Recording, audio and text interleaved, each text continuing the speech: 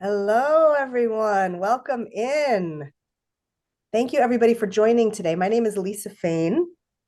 I am the current president of the International Mentoring Association. We are so delighted to continue our webinar series today. Without further ado, let me introduce Carol and Meg. And so we can get into the meat of our topic today, which is intentional mentoring, all about using a protocol to guide our mentoring conversations. So Carol Radford is an amazing colleague. She's the founder and CEO of mentoringinaction.com. She's an expert in teacher leadership and professional development. Her books really are wonderful for teachers, but also as somebody who's not a teacher or in education myself, I find them to be a great resource outside of the educational context as well. She's a former public school teacher, a Harvard trained educator. She's dedicated her career to empowering teachers through mentoring, collaboration, and student-centered practices. She's the author of Mentoring in Action, The First Years Matter, and Strategies for Successful Student Teaching, each of which are practical e-guides and tools, as well as great resources for mentors and novice teachers. And she continues to teach graduate courses online, integrate mindfulness into education, and champion teacher leadership through innovative mentoring practices. And we're joined by our special guest, Meg Roa. Meg is a professional learning specialist for recruitment and retention for the Volusia County School District in Florida. So enough of me talking. Welcome, Carol and Meg. So excited to have you with us today. Take it away. Thank you, Thank Lisa. you. It's so much fun to collaborate with you and IMA. And Meg, thank you for saying yes to being a Absolutely. partner in this conversation. And I do want to put a special thanks out to Michelle Hancock, who's facilitating me in the slides and all of the technical part of what it takes to do an online talk. So here we are. And Meg and I wanted to do this for a variety of reasons, and I'll let her put her voice into this. But the purpose of this session is to bring our attention and intention to the topic of mentoring and the importance of how we design our conversations and plan our time when we live in a world that's going much faster than we all could ever imagine. So I said yes when Lisa asked me because I feel that some of the practical things that we've been doing in education can be modified and adapted to all organizations. As Lisa said, I'm an educator and I've been doing this work for decades, but it's time now for us to partner across organizations. And that's why I love IMA, because we get to push our envelope a little bit. So Meg, why did you say yes to partnering with me in this conversation? Is it just because you asked me? Is that a good Yeah. answer? Can I twist your arm a little bit? No. No, that is absolutely. I would partner with you on this anytime you asked. But for me, in my current role, I oversee the new teacher academy for our in Volusia County, Florida. And as I revised that program, and we were introducing the mentorship program, like your support, your resources, everything have really I think grown me as both like the overseer of that work, and also I've just noticed like how much mentoring support is needed, like how we grow our mentors intentionally so that they're supporting their mentees. um, just the work that we've been doing has really just sparked my passion again for this. Thanks, Meg. Thank you. And I think me coaching you also helped me to come back to the protocol that I developed more than 10 years ago and reminded me that that's what mentors and school leaders and organizational leaders need to think about, and hence the topic for this conversation. So an overview. We're going to have 2 breakouts. We are going to have a door prize. I'll tell you about that. So pay attention. I can see everybody chuckling. And we will go through the 5 steps. But let's go to the webinar goals so that you all get in touch with what the purpose of this conversation is. So we would like you to come away with learning how to focus your conversations a little bit more, how to use your time wisely as mentors and mentor leaders, and how you can create a routine for mentoring that mentees and mentors get comfortable with, and hence the protocol. Intentional mentoring. So I chose the word intentional on purpose because it is deliberate. And Meg, when we talk about intentional mentoring, and we were doing this with your mentors, why did that become an important word for you when you were talking to your mentors? Many reasons. Like, first of all, we did not have mentoring as part of our new teacher program before. We did previously, and then it went away. And I felt like when teacher leaders stepped up to that role, there was this sense of like, I got this, I know what I'm doing. And I wanted to make sure that we were creating a system that had intentionality behind it, because then we could measure our impact. I didn't want to say, I think this is going to work, or by chances. I wanted to make sure that by design, we were being intentional and we can collect that evidence to see what our impact is. Right. Thank you for deepening that, because a lot of times we match mentors and mentees, and they're seasoned teachers or seasoned people in your organization, but there's no plan for how they go about their mentoring duties and roles and all of that. But 3 things I wanted to point out that relate to the protocol that kind of are the context are this focus on the mentee's needs, which sometimes we're not clearly aware of.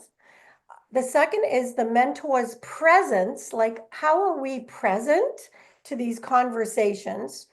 And let's just talk about time for communicating, because when I would meet with mentors, they're like, I just don't even have time for these conversations. So let's go through each one before we get to the protocol to kind of ground us in these conversations. So here's an important question that's been emerging for me over the last few years, but more in the last couple of years. When we look at our mentees' needs, whatever organization they're in, we have to start to include the social and emotional along with the content. Because when I started with the mentoring, it was all professional development, learning, teaching people how to teach. And lately, in the past 5 years, I would say, the well-being of the teacher, their ability to stay in the job, because hence Meg's job with retention now and recruitment is an issue for our profession, and it may be for others as well. So next slide is, are the mentors fully present to those needs? And as a trained yoga teacher, I got very involved in learning about mindfulness and being present. And what I discovered is that many of the mentors would go into a conversation running from their own busy meeting and bring their own energy and anxiety to the conversation with their mentee. So one thing that I like to do, and I'll ask all of you who are on the call to join me, is I like to teach people how to do hand mudras for us, a gentle pause. So what does a pause look like? It looks easy. Take your thumbs and put the thumbs into your palms. Wrap your fingers around your thumbs and just place your hands, both hands, on your thighs. Now this is called the mudra of stillness. Now inhale and exhale and drop your shoulders. Actually visualize dropping your shoulders. Inhale one more time and exhale. This very simple move for mentors before they go into a conversation stops the body and the mind from racing and allows the mentor to actually be able to listen and discover what the mentee's needs might be. Next slide. The third aspect is about making time. So these three big areas ground us as we think about the 5 steps. So here's the thing about mentoring. When I first started decades ago, the expectation was the mentor and the mentee were in the same room, sitting side by side, having an authentic conversation. And as we have learned over time, with more experience in virtual realms like this webinar, it could be a Zoom meeting, it could be in real time, but it might not be in real time. It could be a phone call. It could be an email communicating a message or a personal handwritten note. So here's the bottom line about any protocol is how do we make the time to do any of these steps? And how do we have the opportunity to integrate the mentee's needs in our own pausing? This is all planned. Before we go to breakouts in a minute, Meg, do you want to just react or insert anything about these 3 big ideas that I'm introducing? Uh, yes. I, when we were talking about the needs of the mentees, that has been a game changer for the work that we're doing in our mentoring program because many of the mentors have said to me and have responded in interest surveys, I thought that I had to come to the meeting knowing everything and being the leader and bringing all of these resources, and I have forgotten that, like, I need to find out what those resources need to be from the mentees. So putting the mentees' needs at the forefront and knowing that you are that liaison was really critical for our mentors to kind of come to that aha. Thank you. Thanks, Meg. All right, let's look at the breakout room questions. So before we go to the breakouts, and there'll be 3 or 4 people in your little group, I'd like you to just look at these questions. They relate to what I just shared, and pick one that stands out to you that you'd like to introduce into the conversation. And the 3 of you might all choose a different one, and that's fine. We'll have 3 to 5 minutes. But if you have some expertise in presence, maybe share that, or maybe you have a preferred way that you have a system of writing notes to your mentees, like little compliment notes. So think about how these 3 big ideas kind of create a context for our communication with our mentees. And then once you have yours, Michelle, why don't you do your magic and put us where you need us to be. We're coming back. I'm seeing some familiar faces in my screen here. So the breakouts, the room that I was in, and I don't know which one Meg was in, but we'll do a little, oh, and there's, hey, Lisa. Wow, I'm excited. I'm seeing so many people I know. So Meg, what did you capture from your group from any of these contextual questions that stand out that everybody needs to hear? I mean, can I ask someone from group one Sure. to share? Mary, you were starting to talk about the presence, or that's where we ended. We did Yes. have one person who didn't get to finish, but Mary, if you could share your focus on what you were sharing about presence and how that was intriguing to you, I think the group would love to hear that.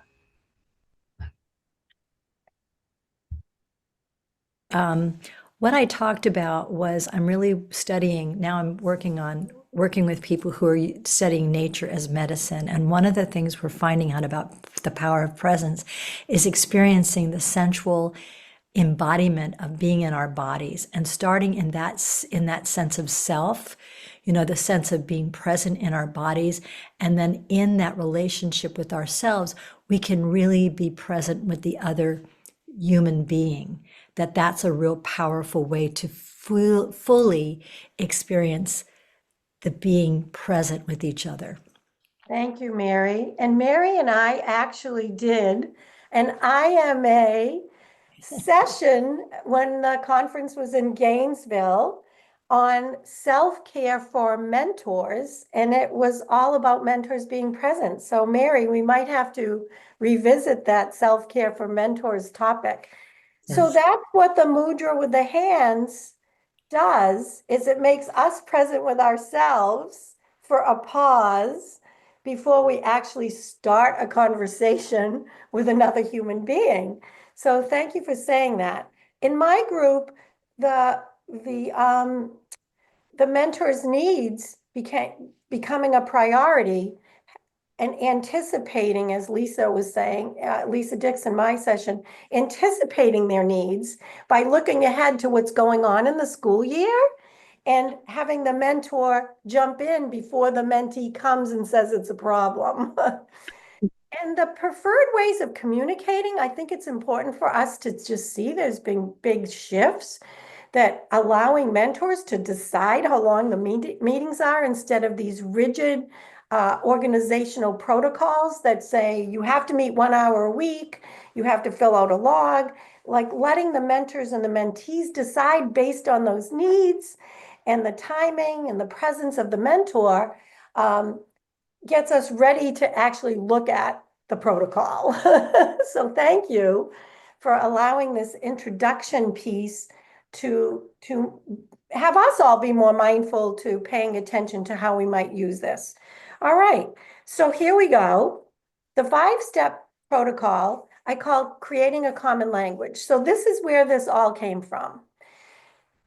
Decades ago, when I was writing my first mentoring book, I was working with cooperating teachers in schools and mentors. And I did the field research to ask them what kind of book they actually would need. So I visited several schools all over the state, took notes, listened. I talked with beginning teachers about what they wanted their mentors to be doing that they weren't getting. And after a year of research and reflection myself, I discovered through these challenges that I was hearing that the mentors wanted something simple that they could follow, a mantra, if you will, and we called it a mantra: plan, connect, act, reflect, set goals. And that the teachers, the educators, worked around monthly goals.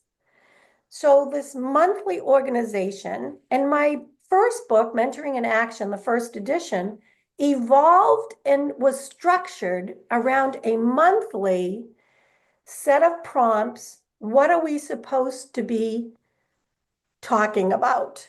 So the mentors came to me, felt like they could help people, but they didn't know what the conversation should be.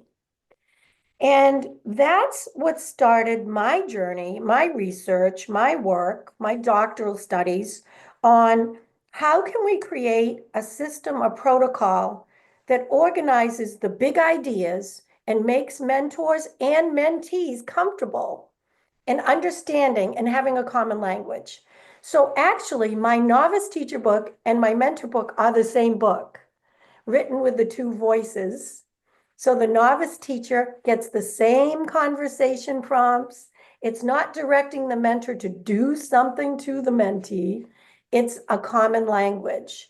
And that's the big idea. And what each one of these steps looks like, we're going to show you what it looks like in education.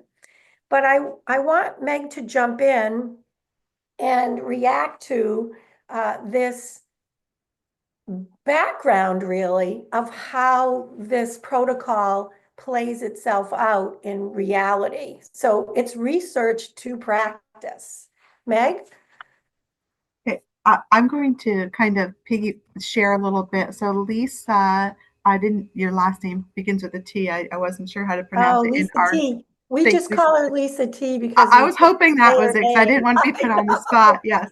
So know. one of the things that she talked about that she mentioned, because she addressed question number one, how do you capture your mentees' needs? And I thought it was really interesting that she said like the mentees were almost offended, that they had to have a mentor. And so that really struck me because I've had similar reactions in my district as well. And then I also had the reactions from the mentors, and I've alluded to this and earlier, that as veteran teachers, and I'm including myself in this, when we first started this journey, Carol, like as veteran teachers, we think I can mentor because I have I have years of experience. I've been successful. Et cetera, et cetera. I feel confident in my teaching practices.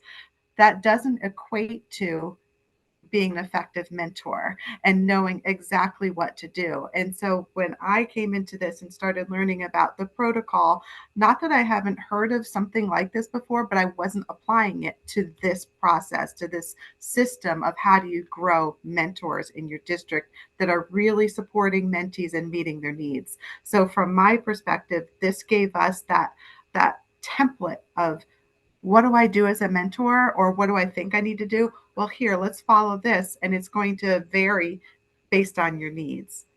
Yes, thank you. And the Yeah. thing about having the mentor and the mentee following the same, they Mhm. connect more because the mentee may also introduce ideas to the mentor, as we know from research that a lot of mentors learned from their mentees. Okay, let's get right into it.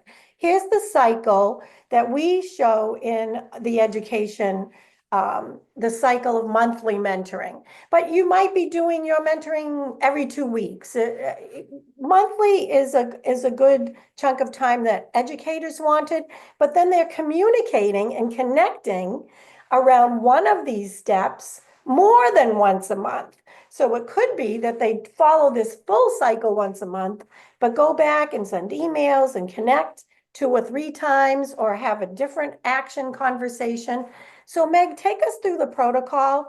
And as you're listening, see how this applies to your context if you're not in the field of education. Yep. So I'm going to explain the cycle of mentoring that Yeah, we that have whole cycle, and introduced. then we'll Yeah, go to each one. Yeah, you got it. just Okay. want to Yep. say something about the whole thing. Yeah, so with our mentors, like we are using Carol's mentoring and action books, both for the mentor and the mentee, the first years matter. And within that, we are asking our mentors and mentees to kind of be prepared when they come together through that planning stage. Be reflective.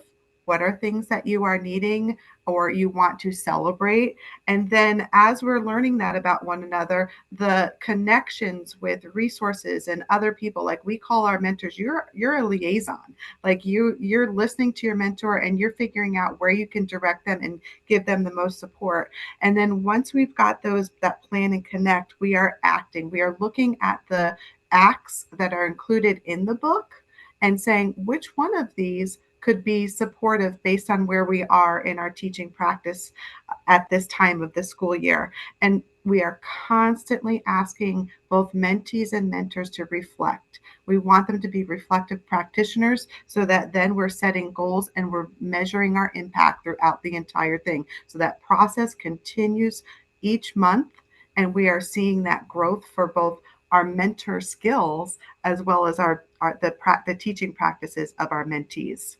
Thanks, Meg. All right, let's dive in. So let's do plan and give you some specific examples in the next slide for beginning the cycle. So what does planning look like in practice? We can create this theoretical framework for a protocol, but if nobody uses it and they don't know what specifically, the mentors are just going to keep saying, what am I planning? Am I just planning like a meeting? And so let's deconstruct each one of these steps a little. So Meg, what does it look like in practice? How I put some things on the screen because you used the Yeah.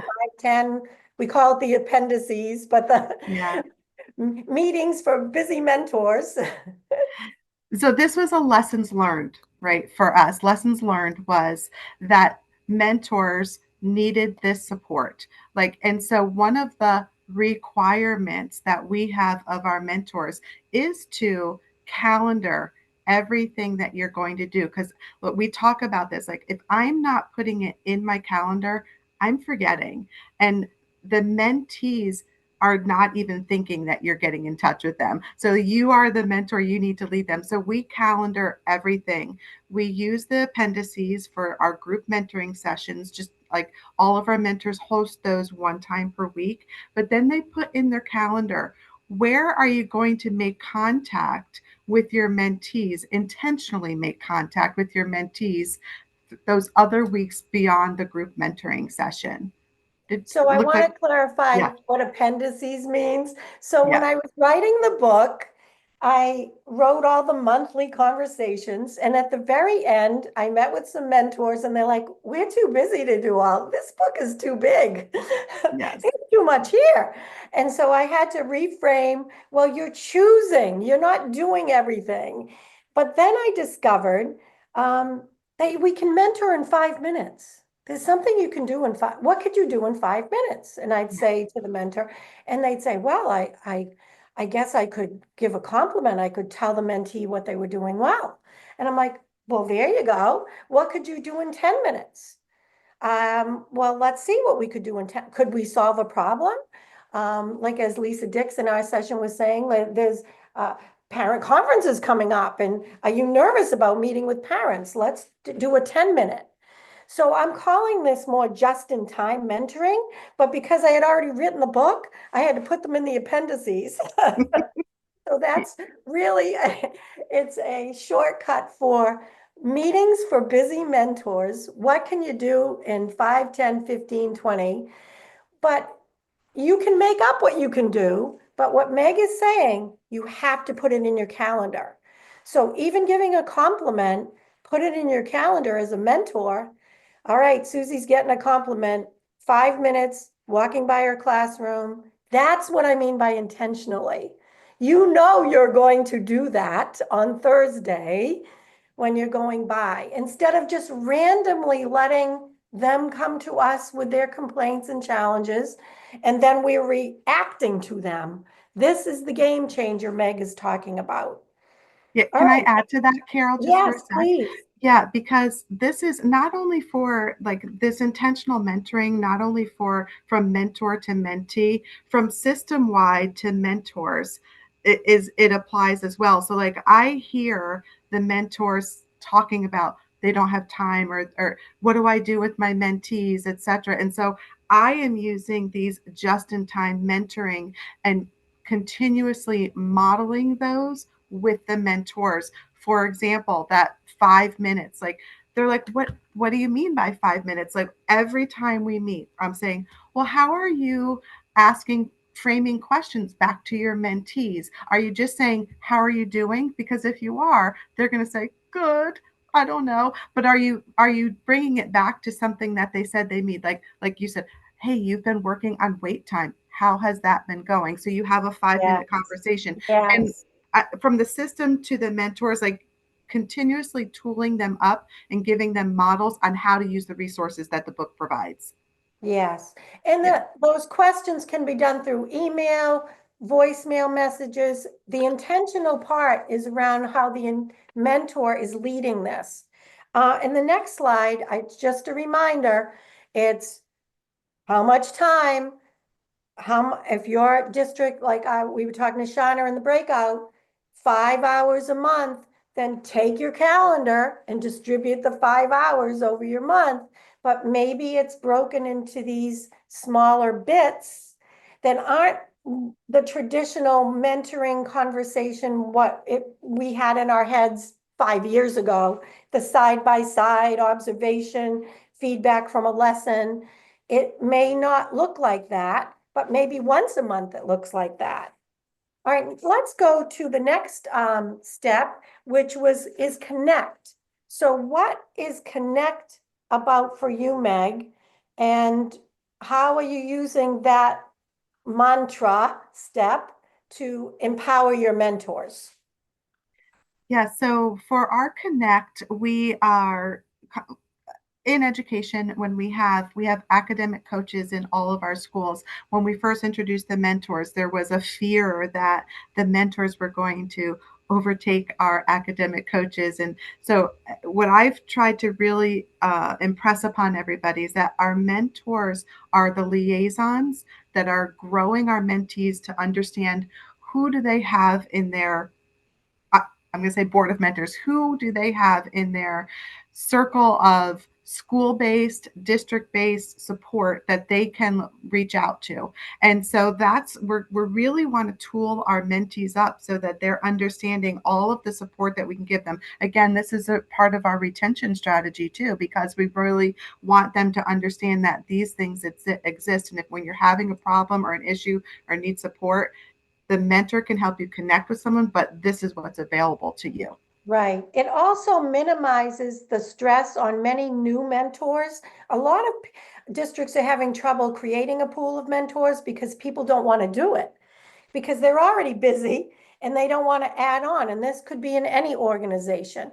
So when they do this board of mentors process, which is who's sitting at your table, but the mentors do it with the novices, it takes away some of that stress where they feel like they have to answer every single question that their mentee has. So the act with intention. So the acts, Meg, next slide, Michelle. Meg said something about the choices in the book, but this could be whatever curriculum you're using in your organization. But these are collaborative conversations and assessments. So Meg, how are your mentors choosing? I know they're using the book, but it could be any conversation. How are they discriminating and discerning what to talk about? Well, the number one thing that we use is the monthly needs assessment. And one of the most powerful components of that is that it starts from strengths. So they're asking teachers, what is going well? We don't talk about that enough.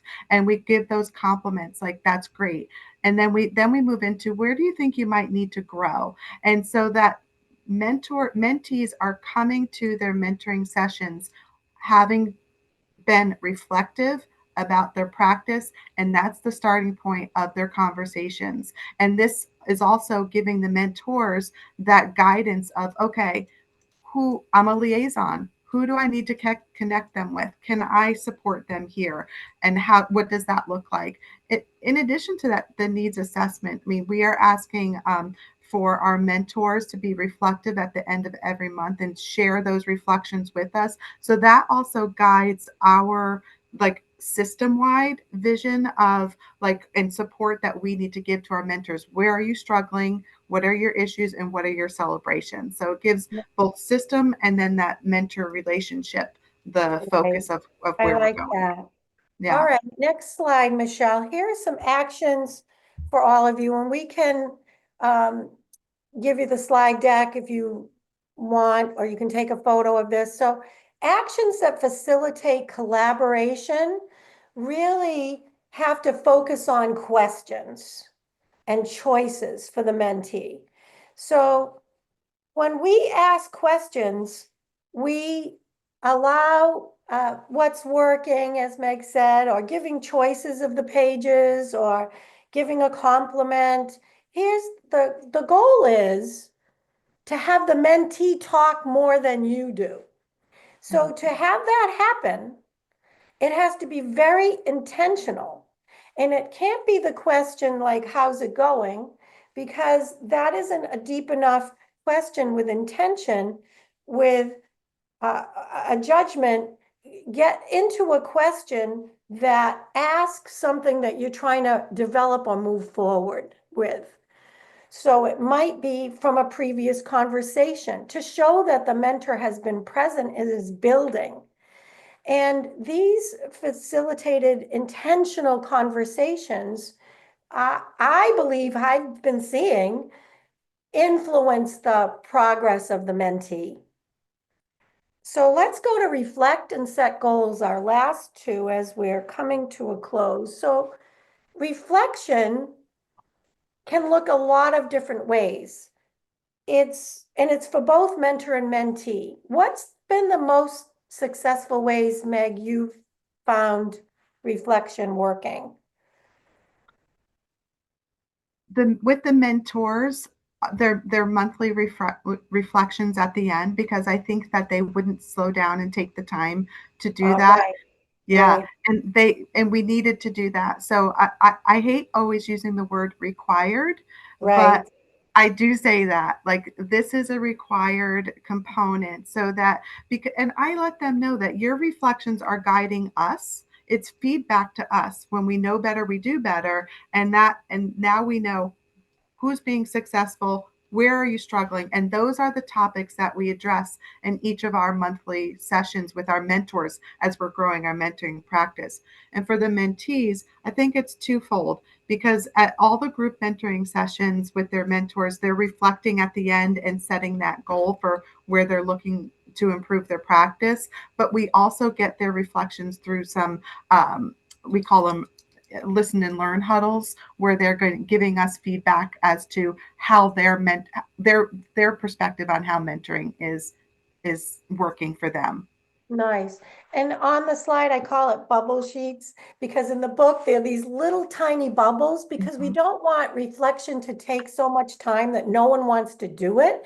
And then you don't really get the authentic answer, because people are just filling it in, and I just have to do this required thing. And the door prize today, the Mindful Mentoring Guide, uses reflection. Whoever wins that, you'll see values-driven reflection, and leading into those conversations. In the next slide, it will give you some examples of some of the prompts that we have used with mentors, but all the prompts change every single month. So we don't use the same prompts every month in the curriculum, but we do ask, what's going well. And for mentees, we try to bring in, what are you enjoying? Because we tend to focus so much in mentoring on the problems and solving, but we are intentionally trying to, in this curriculum, integrate compliments on purpose and enjoyment and love of teaching, because we need to get the balance back for what is working. And the final step is set goals. And I actually did not have this one in my first edition. When I first developed the protocol, it was plan, connect, act, reflect. And then as we moved into the second edition of the book, and I moved to Corwin with my ideas, I was finding that reflection ended flat, and that the mentors weren't moving to the next step automatically. Like you would think that was going to happen, but it didn't always. So, Meg, how has the set goals fit for you? Writing them down. Okay. The You know written what I goals mean? for Writing them both. down, sharing, and talking through that goal. I mean, because that whole cycle, it's all leading up to what are your next steps, and what's your action you're going to take, and what's your expected outcome. And so now they're like, it's like a continuous improvement model that they're following, and they're coming back to that. So now when they do their 5-minute check-ins with email or face to face, they're coming back to that goal that's been written down and shared with one another. and reflecting on that. Thanks, Meg. Yes. So we had put in another breakout, but I think what we'll do is instead, here's the question. Let me go to the breakout question, and let's just stay in the large group and let people share how you might use the protocol, or if you're using it already, and how this, what you've learned. Did you learn anything in this webinar that that can influence your program? So why don't we just open it up? Who would be willing? I can call on people that I know too. No. Anybody willing to share? Lisa T, let's have you, Lisa. Hi, thank you for coming. You. Um, I really liked the part where you talked about the reflection prompts because it will give you feedback instantly. And that's kind of what I'm looking for to measure, because you never really know how to measure the success of a mentoring program except for maybe them sticking around. And so I really like that part, and I would love to include that and make it, I mean, what'd you say? A requirement? I hate to make it a Yes, I requirement, know, but more strongly encouraged, or I think Meg requires it. I So do. I do, Lisa. And what I don't know if I finished my sentence earlier, but what I do is I let the mentors know that I did finish it. I said, this is feedback to me. When I get your reflections, this is guiding me on how I need to support you. And then it drives our topics for each of our monthly meetups.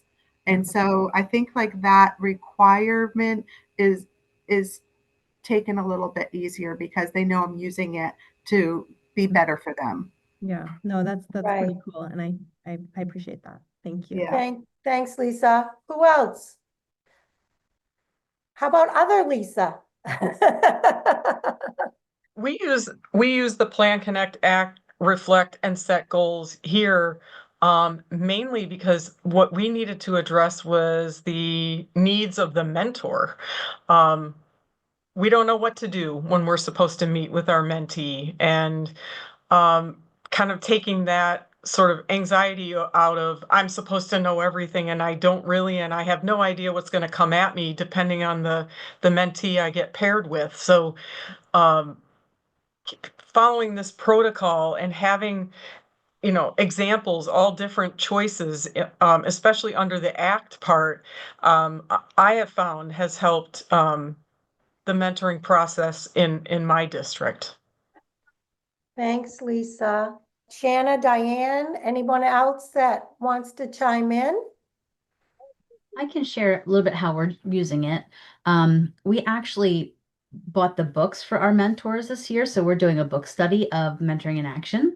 And so we meet every month, and the mentors read the chapter for that month, and then we are kind of going through and just having opportunities to talk about which of the parts of the protocol was really helpful for you that month. We haven't done it as like a full cycle each month. It's more like, okay, this month this act was really helpful to me, or we really didn't think about this in our plan, so that's something that we want to do. So right now it's a conversation between our mentors, because we are struggling to find mentors. So we're finding mentors that are not as seasoned in the practice. So it's been a nice way to have our more seasoned mentors and our less seasoned mentors have just some common language, like you were saying, Carol, to kind of get together and talk about, like, here are the things that we could be doing as a mentor, and the pulling the activities out by month and saying, okay, here's like typical things that might be good at happening in September and October, November, has given us a springboard for having those conversations. And then, because I feel like our more seasoned mentors are also mentoring our less seasoned mentors. So they're mentoring new teachers, but then they're also kind of doing some mentoring within the mentors themselves. So that's been really helpful.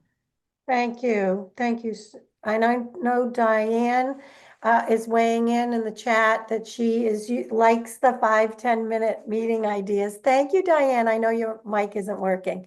All right, let's just wind down. Thank you so much for chiming in, and let's have some closing thoughts, and we'll have an announcement. Lisa will be back. So these are the big ideas in the closing thoughts. It's okay to schedule shorter meetings. We don't always have to be meeting for an hour or half an hour. And intentionally planning, I think we got a lot of ideas for that. Next slide is I want to get back to something Meg said, which is building on strengths. So if we're intent, and that the strengths of our mentors as well, even though they don't know what to do, but each mentor has a strength. And this slide helps us reminds us to focus on the positive and to reflect on the qualities that are working and focus with our mentee on what comes easily to them. Excellent. Thank you. Thank you, Carol and Meg, for this amazing, amazing presentation. I love the concept of just these mentoring moments and not, doing them, these micro mentoring moments in 5 minutes. Yes. It's really terrific. We Yeah. gotta announce the conference. Here is my new book coming out, Lisa and everybody. Be a Legacy Teacher. So I will, and here are my other books, but I will let you all know that. Thank you for attending, and we'll get to the last slide, which is getting all of you to come to our conference. Lisa. Yeah, so in May 13th and 14th in St. Petersburg, Florida, with the pre-conference on May 12th by Carol, Meg, and Noah Daniel, who's also on this call, Yes. called Positive Psychology, Wellbeing, and Mentoring. What's the connection? There's so much great research and work being done on this idea of mentoring being so essential for our well-being, and positive psychology being a really key piece of that. So you'll learn about the PERMA principles, and how to really apply those for the well-being of mentors and mentees. Really encourage you to come to the conference. We hear over and over again what an incredibly affirming, generative, intentional mentoring community it is. And so hope to see you all in May in Florida for our conference, which only happens every other year. So don't wait. Yeah. And, Thank you, really Lisa. hope to see you then. And the coffee chats, and thank you for inviting us. Meg, thank you for all your ideas. Thank you. Thank you. It's been a pleasure, of course. And just like Lisa T, I'll do anything you want me to do there, Carol Radford. Yes, Thank we're going to keep mentoring alive and well in the field of Yeah. education on a positive note. Lisa Fain, any reaction to our discussion today? What's your takeaway? Really just those micro moments being so critical in deepening relationships, building confidence, and just creating a solid foundation for mentoring relationships. You're right to mention those coffee chats too, Carol. If you want to continue this conversation, you can join us on November 17th, just a few weeks away, for the coffee chats open to members and non-members. There's a general theme of peer mentoring in higher ed, but it's open to people across industry, and there's really an opportunity to bring up any topic that you like. So we hope you'll join us for that as well. Thank you so much, Carol Thank you, and Meg, everyone. and Thank for you your for joining us. It was Thank you. awesome. I needed the boost too.